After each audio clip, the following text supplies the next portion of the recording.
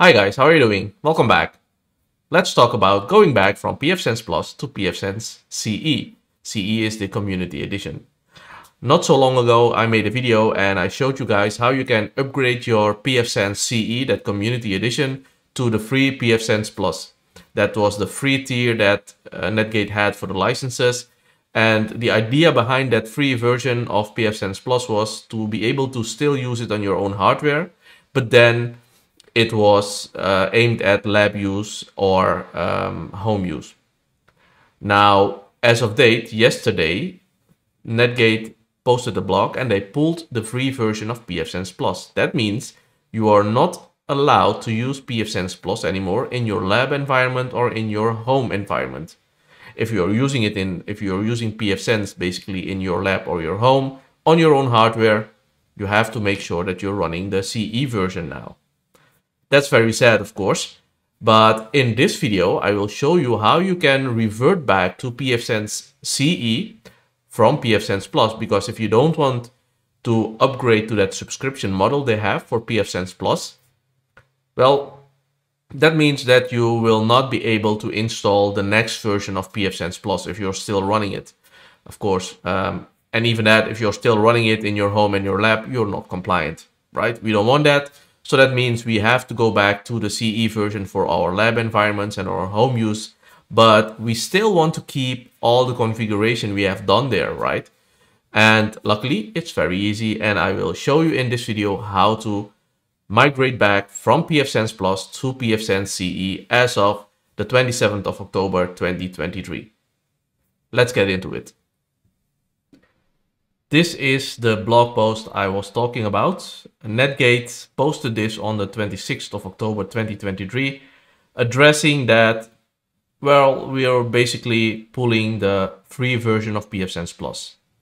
That means that they have some changes. You can read all about it in this blog post. And it's I'm not going to get into the discussion now if this is a smart move from a business perspective. But what we are going to focus now is how to move to that pfSense CE version from pfSense Plus. This is my pfSense Plus running on VMware on ESXi 8. I recently made a video in showing you how to deploy pfSense on vSphere 8 and then also upgrade to that Plus version. The links to that video, you can find it in the description below. So the next thing for me now is to move back from this pfSense Plus version to pfSense CE. There are a couple of steps involved. So we have to take a backup of the configuration from this running pfSense instance. I will then reinstall pfSense using the pfSense CE ISO, which I downloaded from the Netgate website. You can find it here in the download section. As you can see here, you can just select that CE version, Community Edition. The latest version is 2.7.0. Make sure that you select the correct architecture. In my case, that's just 64-bit. And then select the mirror and download that ISO file. Now, I will be doing this on my vSphere environment, on my VMware environment. But this, of course, applies also if you're running pfSense Plus on your own hardware, because the steps I'm going to show you in this video are basically the same. Get a backup of the configuration running pfSense Plus, then reinstall pfSense on that same hardware, and when that is done, just restore that configuration back to the pfSense CE edition now. So let's create a backup first from our running pfSense Plus version using that diagnostics and backup and restore. I will deselect that backup SSH keys because when I install pfSense CE, it will automatically generate new SSH keys for me. That's perfectly fine. I will not encrypt the configuration file because this is very important to realize, because what you could do is if you're running it in your home lab or your home use, and you will say, right, I will migrate from pfSense Plus to pfSense CE, but then I have this new hardware and I want to basically restore my configuration on my new hardware before I swap out my pfSense Plus with my pfSense CE. In that way, you will be able to be in control of how to migrate, when to migrate, and make sure that everything is running fine without breaking the internet in your home.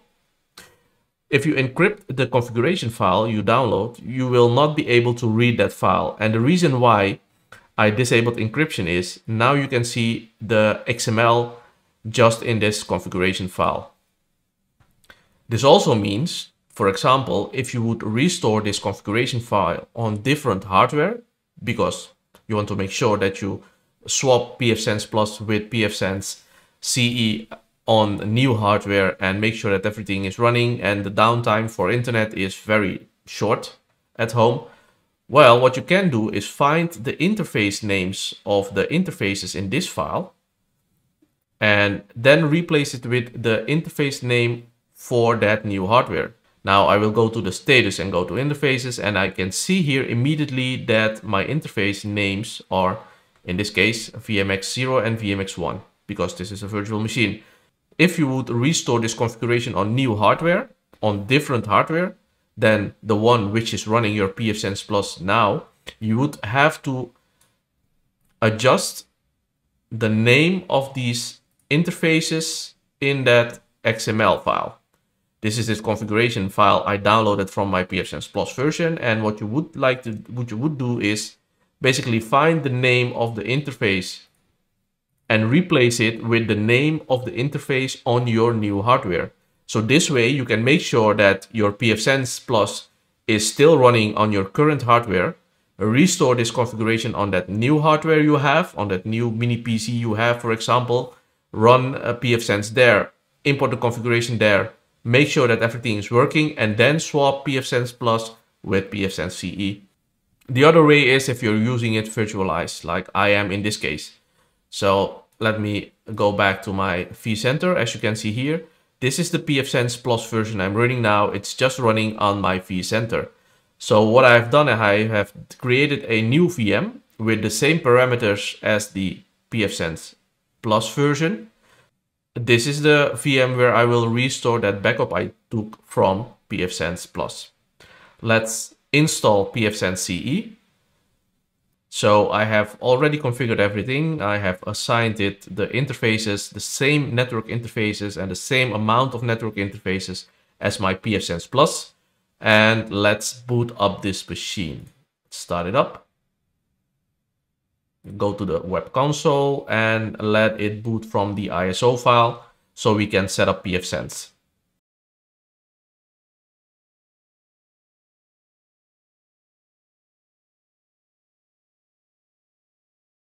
Of course, you will be asked some setup interfaces. You can see the VMX0 and the VMX1 is already here. That's the same interface names which I have currently configured on my pfSense Plus version. That means that those interface names, the VMX0 and VMX1, are also the same in that configuration file, that backup configuration file I took. That's very important to consider if you would restore that configuration file to other hardware or to a virtual machine with other interfaces and other names for those interfaces, basically. So let's see, this is okay. Everything is fine. I will make sure that I don't want to set up VLANs. No, what is the WAN interface? That's VMX0. What's the LAN interface? Okay, that's VMX1. All right, is this correct? Yes, proceed.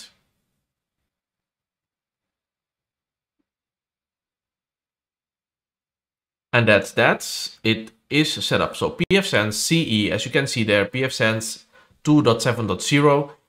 It's running now. It's up and running. It has a WAN IP. The WAN IP, that's fine. The LAN IP, I will have to adjust it to reflect the IP segment, that subnet I'm using for my LAN. So what I will do is I will choose the second option.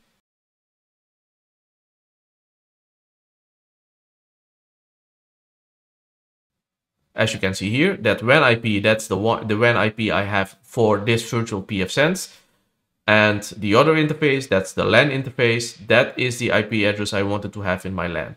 Now let's try and get into the management interface using that IP address. Now, one thing of note is very important to If you restore the configuration of pfSense Plus to pfSense CE, what the configuration will do, it will want to connect to via the WAN to the internet and download packages you have installed there. Let's go back to my configuration restore. So now what I can do now is go to diagnostics, say backup and restore, and I want to restore a backup. This is the part you need to be focused on. And I want also to restore everything. If you select the configuration file, you have the option to restore several parts of it. Like for example, if you would only like to restore the HTTP server and or DNS resolver, you can select this. I will leave it to all. I will browse to my configuration file, which is this one. And I will say restore configuration. Do you know for sure? Yes, go ahead. As you can see here, it says firewall configuration has been changed. The firewall is now rebooting. If you go back to vCenter, you can see indeed it is rebooting now. It has restored the configuration. Let's wait for it to be up and running completely and then switch back to the interface. So pfSense CE is up and running. It has imported the configuration. How do I know it? Because I can see that my LAN IP, the IP address of my LAN interface has been changed to the same IP address as I had on my pfSense Plus installation and setup. So that is fine. That means that my pfSense CE now can be reached on that new IP. That's my old IP, of course. So let's log in here to that pfSense machine. And this is the pfSense CE Community Edition now running the same configuration as my pfSense Plus version. As you can see here, it has already downloaded my package pfBlockerNG and installed the package as well. I'll go back here. Well, this is some reload. This is some notices from when it restarted the configuration and restarted for the first time. There is nothing specific here to be concerned of. You can see here it has reinstalled the packages process as well. I will mark this everything here as read. And basically this is it. This is how I have reinstalled, I have migrated from pfSense Plus to pfSense CE, including all the configuration stuff I already had there in place. Just to make sure that all my packages are there, I can click on System and click on the Package Manager, and it will fetch the installed packages. As I can see, it has installed those tools, the OpenVM tools, and also pfBlockerNG. So I know that everything is running okay. Of course, check all the configuration for the specific packages. If I go to pfBlockerNG, I can see that my DNSBL configuration and personal block lists are there as well. Maybe I will have to do a reload here and make sure that it updates the lists, and then we are done.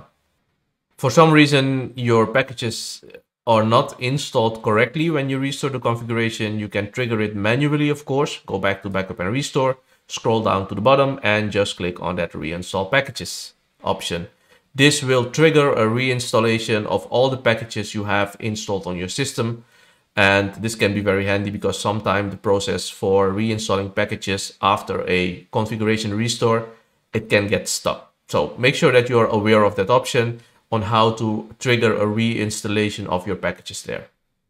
And that's basically it. This is the way to move back from pfSense Plus to pfSense CE. Of course, if you're running the Netgate official Netgate appliances, you will have pfSense Plus because that's the supported platform from Netgate. And if you're running pfSense on your own hardware, on your virtual environment, basically you can get started with that CE version. And you can always upgrade to the Plus version, but then you will have to pay a yearly subscription depending on the package you choose. But in the end, it's not that difficult to move back from pfSense Plus to pfSense CE and have everything still there, configuration-wise, package-wise, and have everything up and running in a very short time. As always, if you have questions or comments, leave it in the comment section below. I will get back to them as soon as possible. And have a safe migration from pfSense Plus to pfSense CE. See you next time. Bye.